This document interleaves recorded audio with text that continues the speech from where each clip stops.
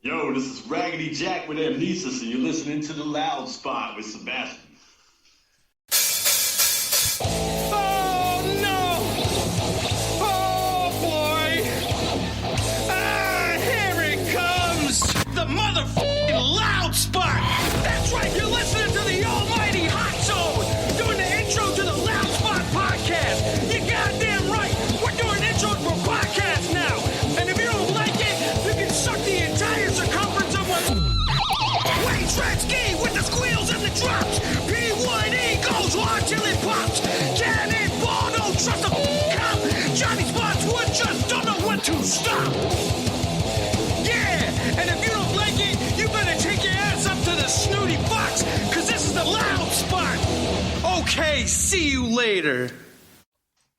What's up, everybody? You're listening to The Loud Spot. I'm your host, Sebastian Cosby, right out of Oklahoma City. We have an awesome band tonight, a metal band, a band that should have fucking been on a long goddamn time ago, but hasn't made it, but they're here tonight. A band I like to call Amnesis, but they're called Amnesis. So, the name Amnesis, what does that mean? Originally it was just kind of a wordplay on amnesia, I suppose. Okay. So I mean, it was actually when I first threw it out there, it was actually a name that a friend of mine had came up with for a band that we were supposed to get going a long time ago, but it just never happened. So we were trying to look for a band for this one. I always thought it was just a cool sounding name, so I threw it into the hat and everybody liked it. So we went with it. So I had Niles on the podcast before, and I totally said Amnesis, and he did not correct me. We typically don't, I mean. You We should. typically just let people have it, like, we're just used to it. Just have it. Niles, when I said Amnesis, did you immediately catch that? Yeah, but I mean, honestly, I'm so used to people saying like amnesis or amnesia or amnesis. They got their own slang term for it. So they didn't Everybody mispronounces my last name all the time, so this name was fitting. I think that because I'm from California, I think if I was from the Carolinas or even from Oklahoma, I probably would have read it as Amnesis. But since I'm from California, it's like a very different West Coast accent, I guess, that even though I lived here now for a long time, I still kind of carry that. And sometimes I have that southern draw and sometimes I don't. But you guys fucking kick ass. I love your band. I love when I played it. First time I heard it, I loved the song Game of Faces. That song's awesome. So if you guys could tell me a little bit about your band, when you started, and just talk about your band a little bit. Yeah, me and Miller, we met a long time ago. We were in a different band together, me and him. We've been playing music together for what, 13, 14 years, something like that. Roughly. I mean, it kind of feels like that anyway, but and then after, our first initial band broke up, me and Miller were kind of the hired guns in that project because we didn't start it. We both kind of came into it. Me and him just had a lot of the same musical preferences and things of that nature, so we just immediately hit it off. And when Dropside disbanded, I was kind of like on my year hiatus, and Miller was kind of doing some projects on the side. And one day he just kind of hit me up. I was just kind of waiting for it. He just kind of hit me up. Hey man, what are you doing?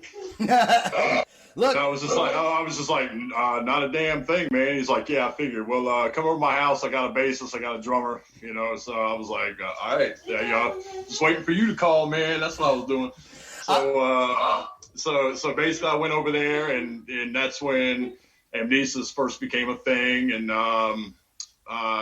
like I said, we had the drummer we had for, we were kind of like really progressive at that point. We didn't really know our sound. And eventually, we got a more current lineup. We added a lead guitarist, and we had like a different bass player and a different drummer. Our drummer, I've known for a really long time, and just kind of reconnected with him. So we brought him into the mix, and that's when we developed our current sound and kind of went in the direction that we went. Our bass player at the time was the one that kind of introduced the whole mask thing to the project. He just came in, like when we first hired him, he just straight up came in. He's like, "Look, guys, so I got this like person, I got this alternate personality I like to do. His name's Leroy, and like, and motherfucker shows up to practice looking like a big ass GI Joe, and wearing like this cheap skull mask from like the dollar store, like the chrome ones you see or whatever. Yeah. And coming wearing these big like motocross boots and these big gloves. And he was just a big dude. And I finally looked at him and I was like, finally somebody that wants to like do some stuff like this. So I immediately so for a while it was like me, him, and the drummer were like the only ones that were like really dressing up and getting into any sort of a character. And it was just kind of like a steady process from there, We kind of locked in our music style, but we were still just playing with how we wanted to look on stage. And in the past couple years, we finally kind of locked that in, the image we wanted to throw out there. And it just kind of gelled a lot more cohesively at that point.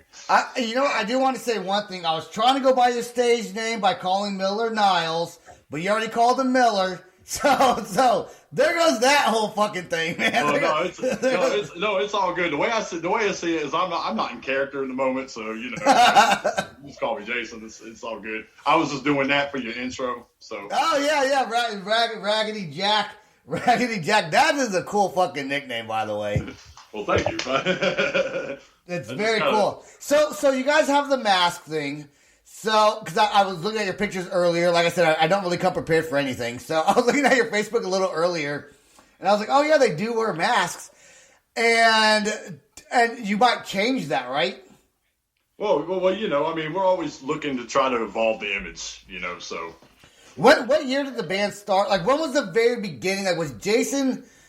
Miller. You guys are both named Jason, actually, so it's a little confusing. Did the band start like before you joined as a singer? I guess I would ask.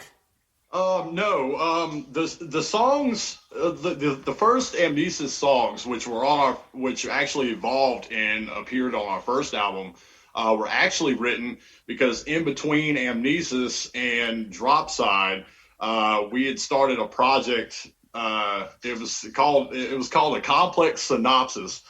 It was this really strange name. We just wanted something messed up. We only played like one show, but we were a band for a year, and that was like the early stages of a lot of those older Amnesis songs was we had wrote during that time.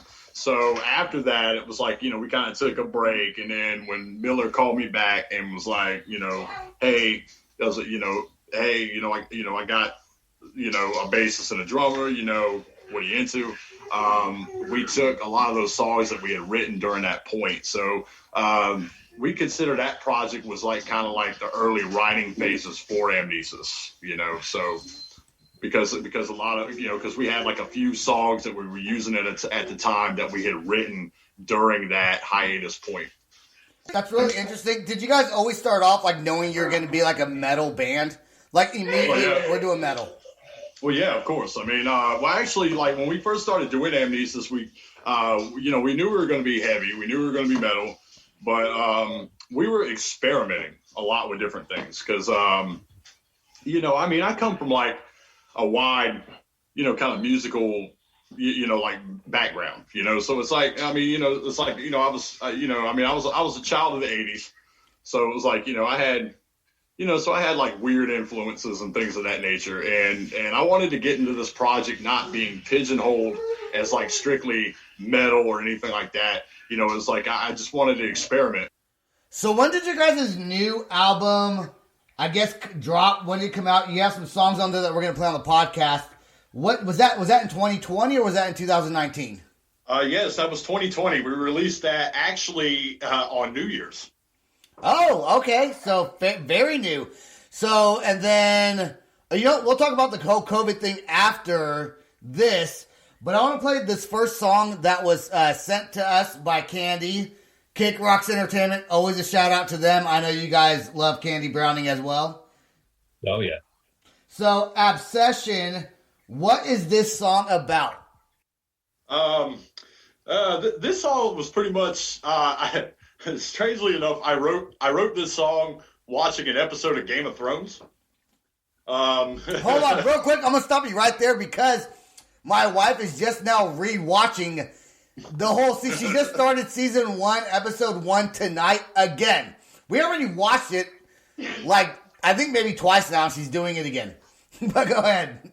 Yeah, I was watching an episode of Game of Thrones. It was actually on season 2. It was when Rob first met, the God, I always forget her name, the nurse lady, I guess, that he ends up marrying, and she was patching up like a dude's amputated leg, and was saying something about like he was trying to flirt with her when she was doing this.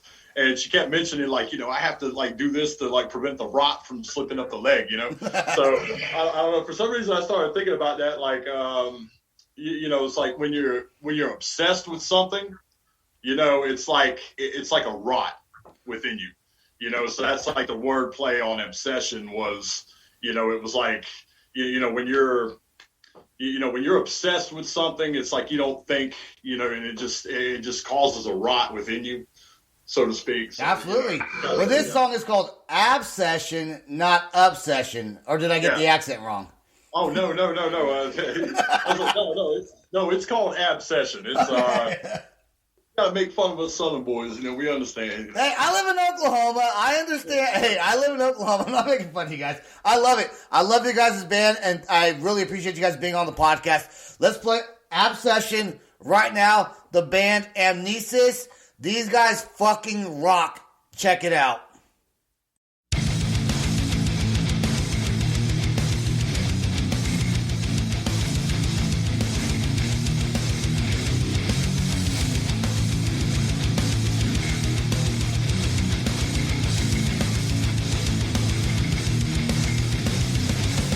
I'd like to say I'm a victim of my own selfish needs. Just like to pick the scabs and see what's underneath. I know that I'm not supposed to, otherwise it becomes a score. It reminds me that not everything is meant to be torn apart.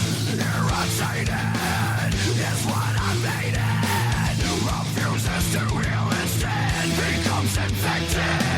The rot is setting, quickly spreading. Still I refuse to take the turn again. I'd like to think I'm a victim of my own ignorance. Just like the clot and dissect, I'm turbid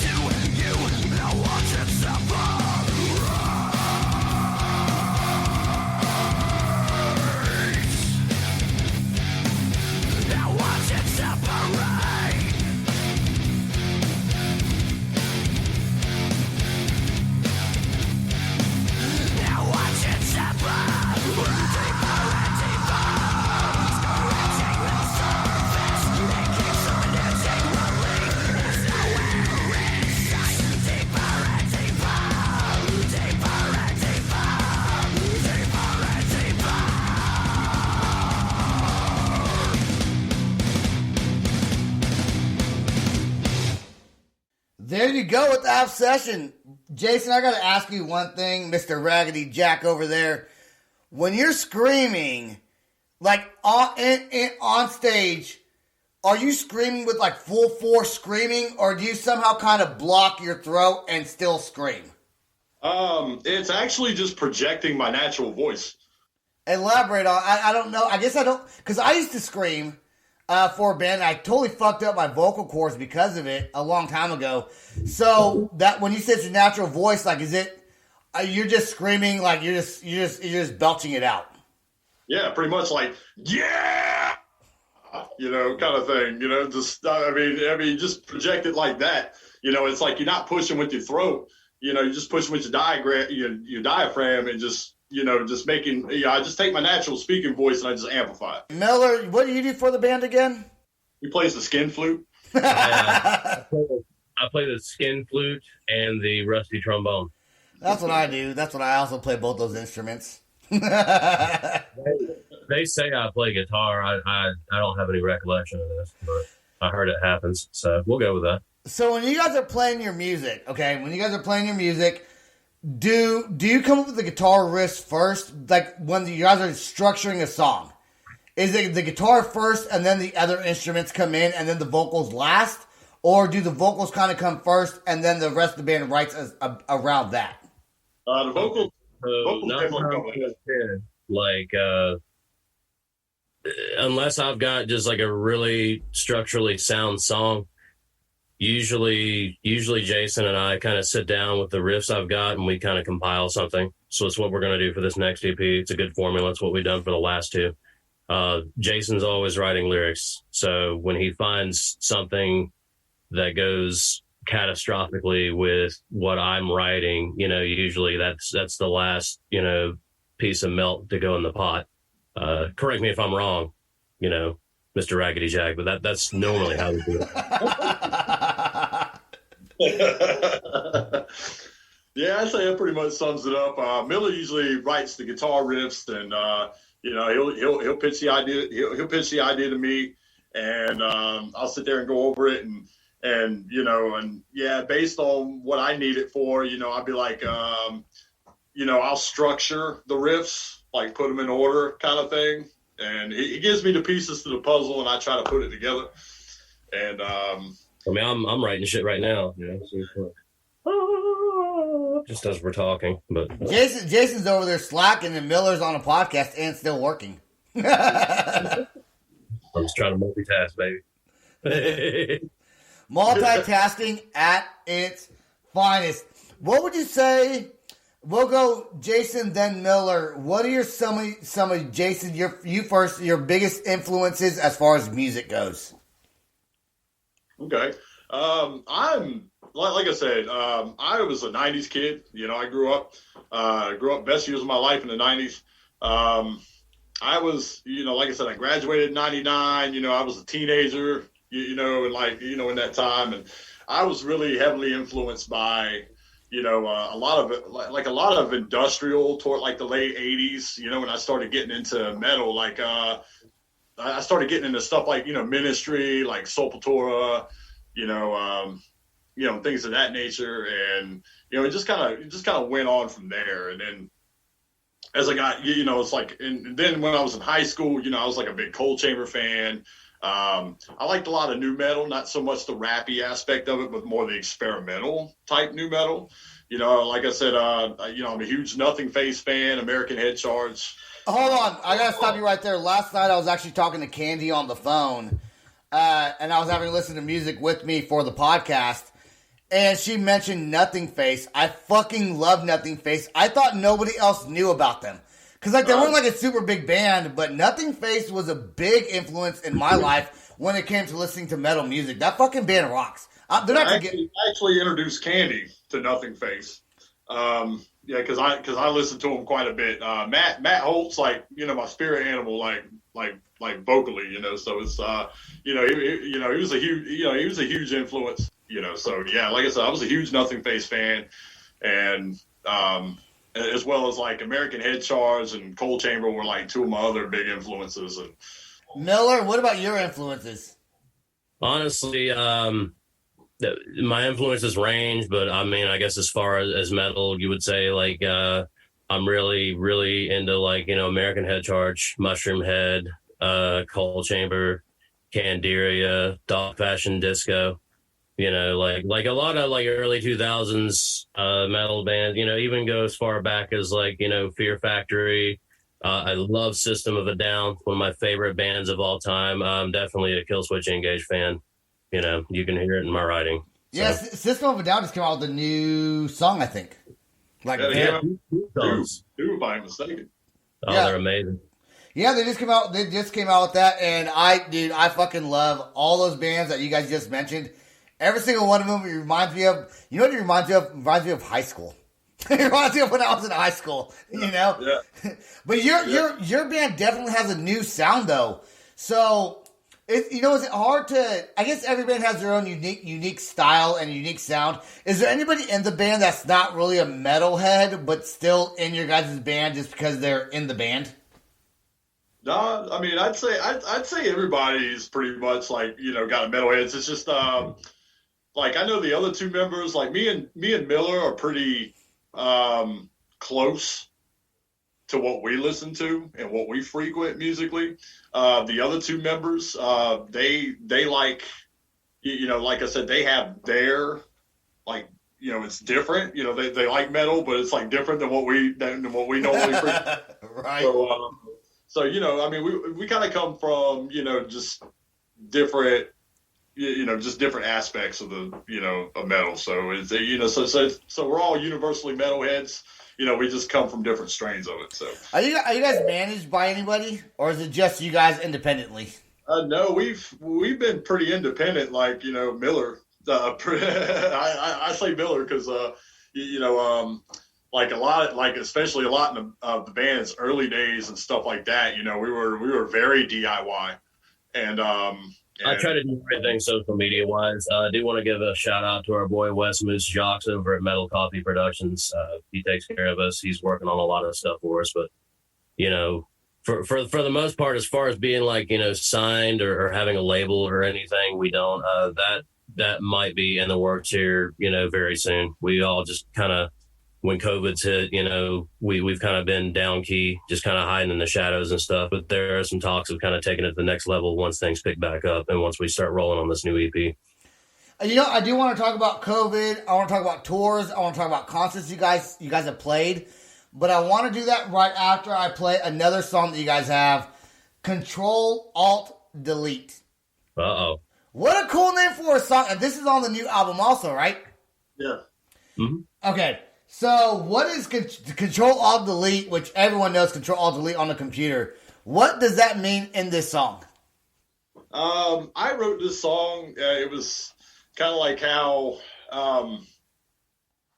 I gotta put the words to it. Okay, you have a lot of things that, you know, like media and the way that everybody, you know, the cancel culture and stuff like that is nowadays. It's like everybody's trying to censor themselves, kind of, you know. So it's so basically, and it's like in terms of people, it's kind of like a gaslighting effect as well. You know, it's like you know, it's like people try to control you, then they try to delete you, and they try to alter you, and then eventually they try to delete you.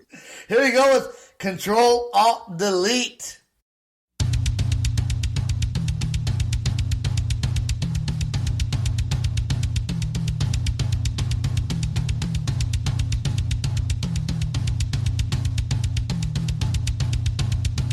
A piece of paper slid casually across the table. A silent warning.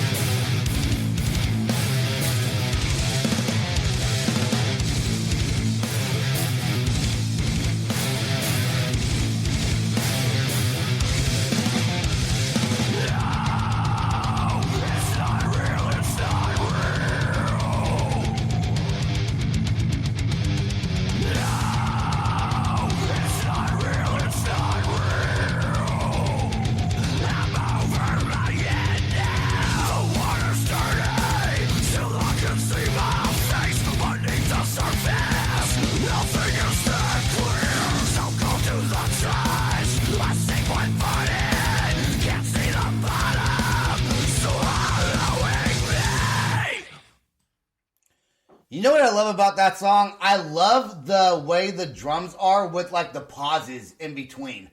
I love when a band gives like a good kind of stop and go music flow, and that's what that song provides to me. I fucking love it. How long did it take you guys to write that song? And I know the drummer had to have had a big influence on the structure of that song. Did you want to take that one, Miller, or you want me to take it? Come crazy. Okay, well, we wrote that song. We had our lead guitarist in the band at the time, and it kind of started out. I think it started out with the drum. No, actually, the drums came with the guitar. Did it not? It was kind of a completely different song, and we kind of reworked it. And because initially it wasn't focused on the drums. It was more the guitar chug, and the drums kind of patterned that, and we just isolated it from that point. I think the drums on this song really kind of take a lead on the sound of the song. And I'm a drummer, so I'm a little biased to drummers. Like, I love when there's a good, like, drum song that takes kind of control. But the pauses in that song, the way that song's structured, you could tell that the drums kind of eventually kind of took lead in the structure of that song. And I think that, like I said, I'm biased because I'm a drummer. Fucking fantastic. So you guys came out with the new album early 2020, like New Year's, right? Yep. You guys probably had some big plans on what your next step was with the band on moving forward with the music, maybe get some tours lined up, get some shows lined up. COVID came. How did that affect you guys? Well, considering, we just put this, we had just put that album out. We kind of put it out shortly after because the first thing we did was on New Year's, we released the Game of Faces video. And that was the single off the album. And then we played like maybe 3 shows for it. And we had big plans for the summer and stuff like that, including, a Florida run, a potential Texas run, trying to spread our wings a little bit, because, we haven't had a chance to do that in the last 2 or 3 years. We just get to places we haven't been to before and seeing how, people reacted to it. And then, like I said, that happened, March or something like that. And like I said, it kind of put brakes on everything. We just kind of, we were forced to kind of focus on our lives at that point, and which I don't regret, as being a bad thing. I think honestly, the break was needed because it made me kind of renewed my appreciation for where we're at, and I believe that when we do write new material and go back out there, we have more material that we haven't been able to play. So it's like we're getting, so we have plenty of material now that people want to hear. And because we didn't get to play, people haven't heard this album live much, so we want to write new material and put this album out there, and at the same time, it's like it gives us more to work with, I think. So when we do get out there, are you currently working on a 2021 album? Because do you feel like because you couldn't play concerts or shows with your new album, this album, by the time the whole COVID thing's over, hopefully fucking soon, do you feel like you have to come out with new material, or are you still going to push this album? Or do you feel like maybe it's old and we got to come up with new material by the time we start doing shows? Well, we consistently need to evolve, you know. So it's like, we don't want to be set back and being that well, we didn't promote this album the way it needed to be, but we can always promote it at the same time with other material, and that's the beauty of it. It's like we have a whole album that people haven't heard live much, you know. So it's like when we have the material, we got plenty of songs to work with and throw out there that's not old, you know. It's like we haven't been playing these songs for like a whole year, so we're not tired of them. So we can add these with others, and it just and like I said, it gives us a chance to promote two things at once if need be. So yeah. Is Candy right there next to you? Yeah, she's here. Candy, what is going on? What's up? So you promote the shit out of Amnesis. They're my favorite band. Ever.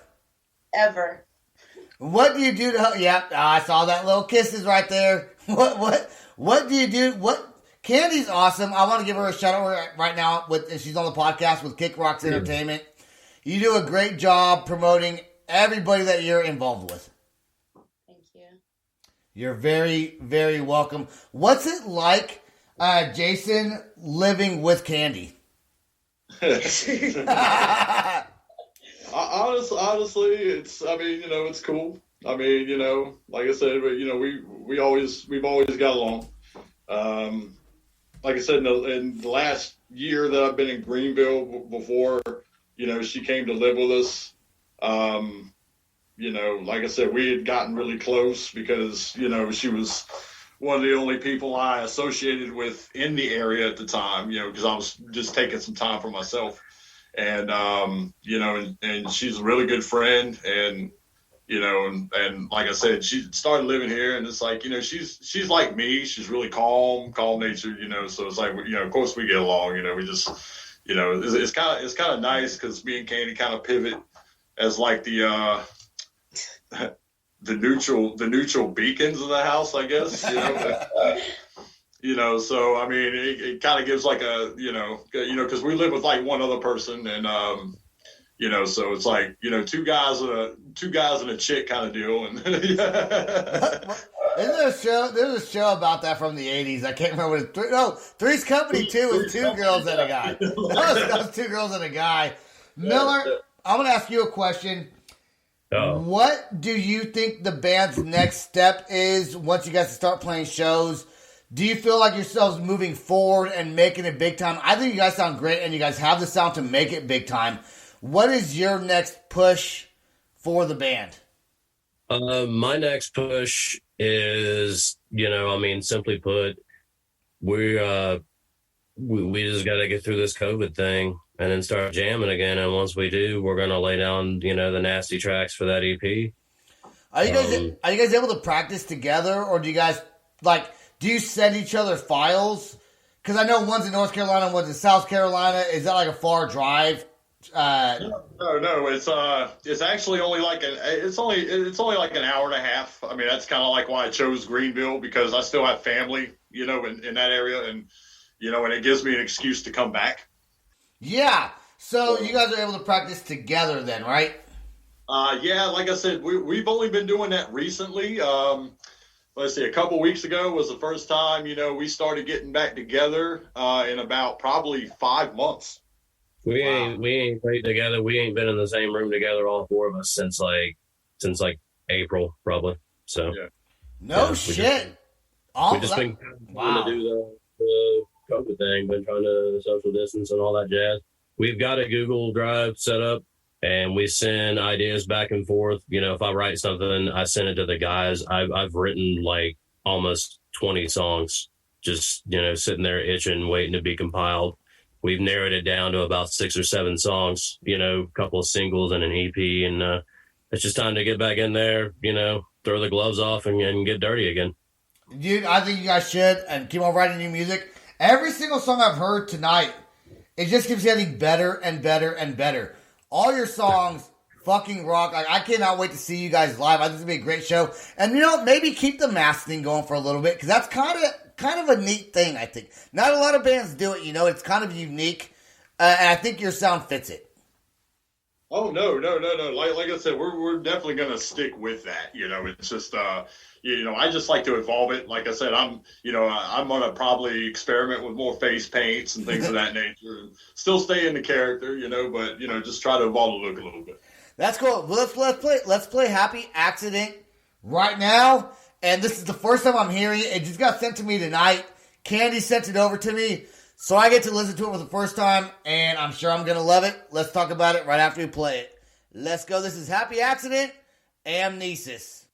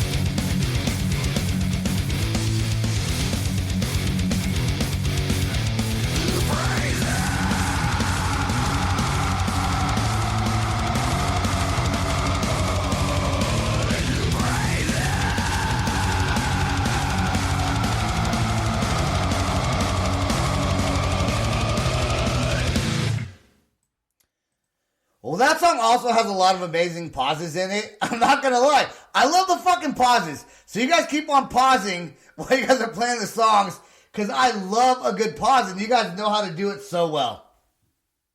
Thanks. Yeah. Do you guys plan on when there's like a pause, like on stage especially, no one could see me because we don't do a video one, but you do you hit the song, like the bump, and then all of a sudden you're back into it, like the band pauses for a second, and then all of a sudden you're back going crazy. Like when you guys do live concerts, do you guys move around the stage like nuts, or do you guys just stand there and play your music? Oh, no, we kind of move around. I mean, at least like I said, I try to move around as much as space would permit, but you got to move around because it gets the energy and the flow, especially with that screaming metal you guys have. You got to do that. Do you think that COVID, in your opinion, and there's no right or wrong answer, I think that COVID, for me personally, I would assume that there's a lot of bands that have broken up because of COVID and social distancing and the media putting this big fucking pressure on social distancing. Do you feel that it's affected a lot of bands, and maybe even in your band a little bit? What do you think about that? Well, we've been around. I mean, come February 5th will be the 10th anniversary of the first show we played. So we've actually been a band for we formed in the middle of November. So technically, yeah, we've been a band for about 10 years, or at least Amnesis has been a thing for 10 years. And, and like I said, me and Miller, we've been through so much shit with this band. This is just another thing. Yeah, exactly. So, like I said, it's a different challenge.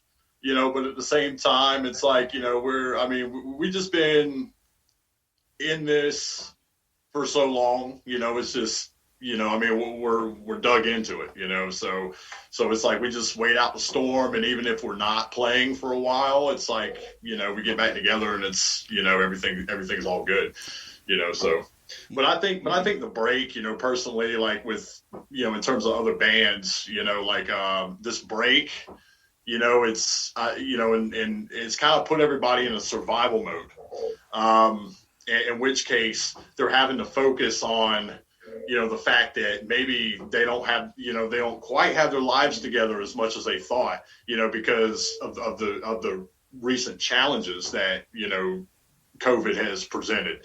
And it's kind of forced everybody to go into that kind of survival mode. And I think that's what breaks up a lot of bands, honestly, is when people start reevaluating that and they're having to focus time and energy into other things and not so much, and they lose passion for things, I think you really have to have a strong brotherhood and a band that's been around for a while to continue with the band during this whole pandemic, which is fucking retarded and bullshit. Without a strong brotherhood and without that love for each other as bandmates, it's almost like I bet a lot of great bands that could have been will never get known because of this. Because the music industry has been, I don't think people realize this, the music industry has been so affected by COVID. It's affected the music industry probably more than any other industry besides the restaurant industry or the social bar restaurant type scene. Yeah. Well, which I'm in that field as well, so. So you got a double whammy, music and restaurants. Yeah, go hand in hand. Most musicians are cooks, and people like me, we're bartenders and servers. So it's because that kind of lifestyle fits around what we do. It had the most, jobs like that have the most flexibility for doing what we do. Yeah, and that's why I stuck with it as long as I did. It was just easy money, and and it was they catered to my schedule more than a standard 8 to 5er would. Of course, it does present challenges because weekends are usually the busiest times, and that's when the other guys are not working. So it's my schedule is always kind of in a weird, jumbled up mess throughout the week. But do you guys both at work, both of you guys, I'm gonna ask this to both of you, when you guys are at work, do you talk about your band all the time? No, honestly, I don't. Honestly, like when I'm out in the world, like I only mention it if somebody makes mention that they're like that they like metal or something like that. I'd be like, well, I just have to here, check this out. I happen to be in this really fucking awesome band, by the way. Check it out.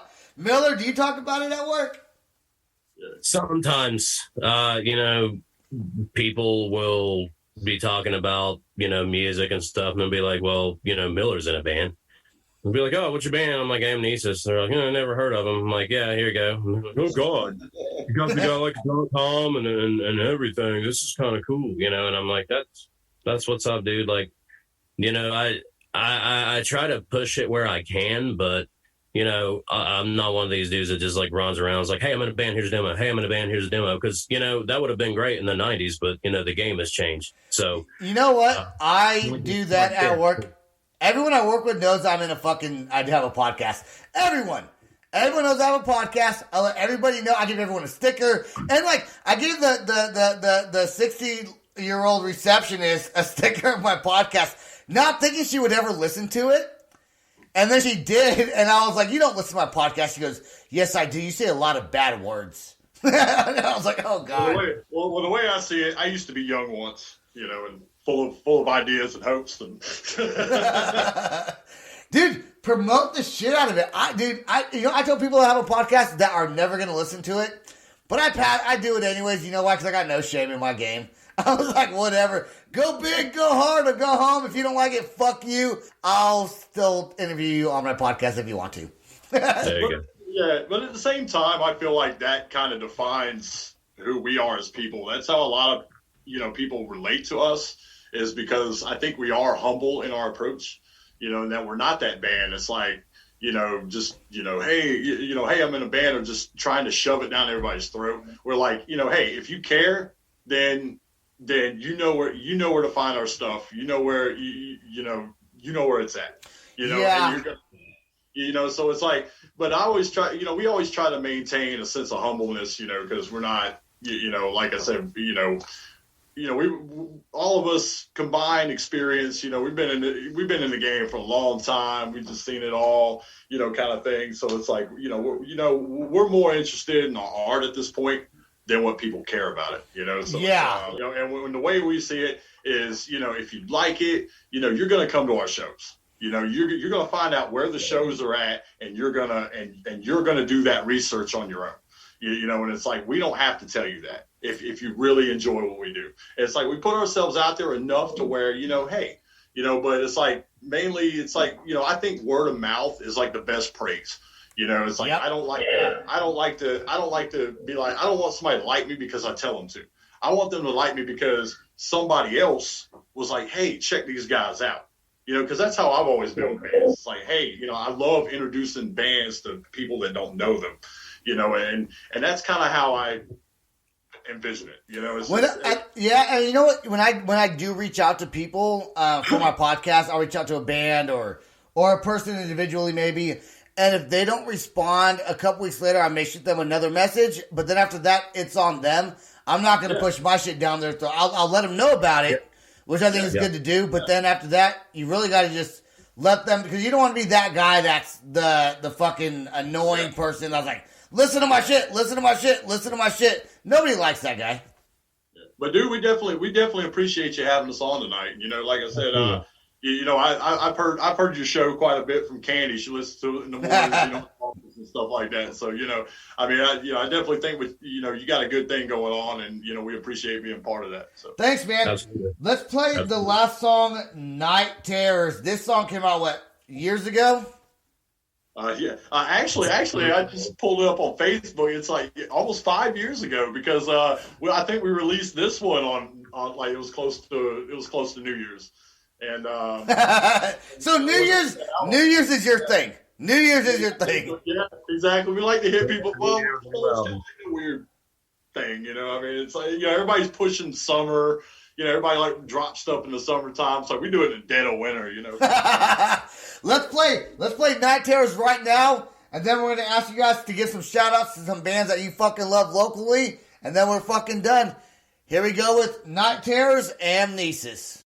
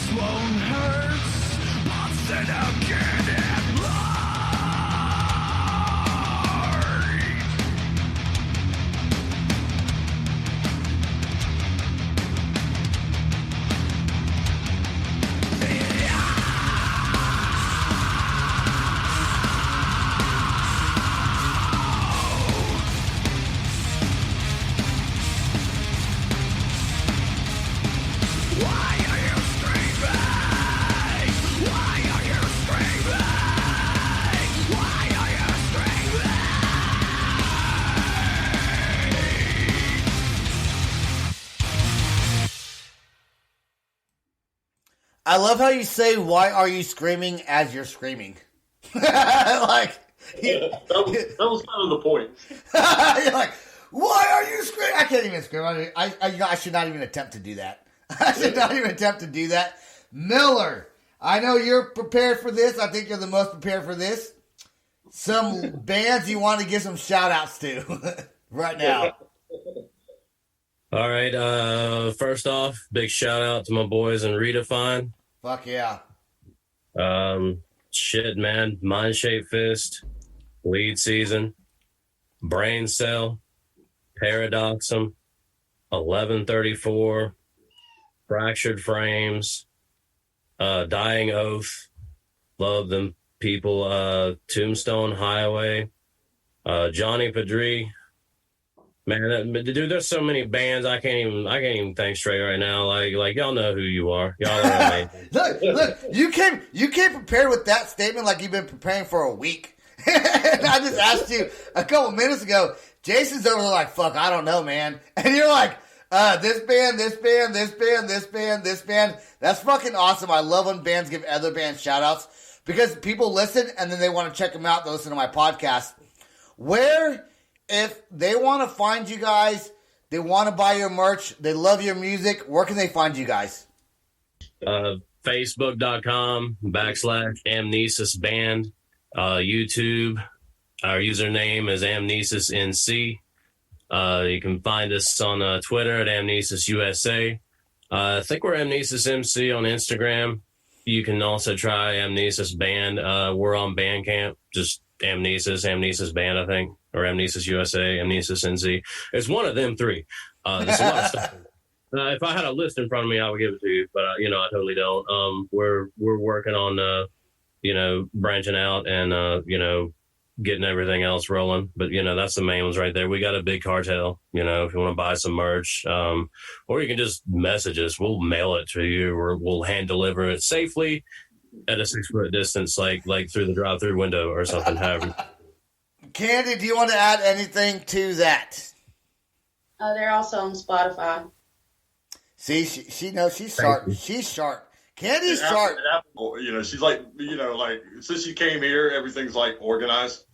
So I think that was like very pivotal. She helps organize my podcast, like for real. She really does. She really does. Kick Rocks Entertainment is awesome. The band Amnesis is awesome.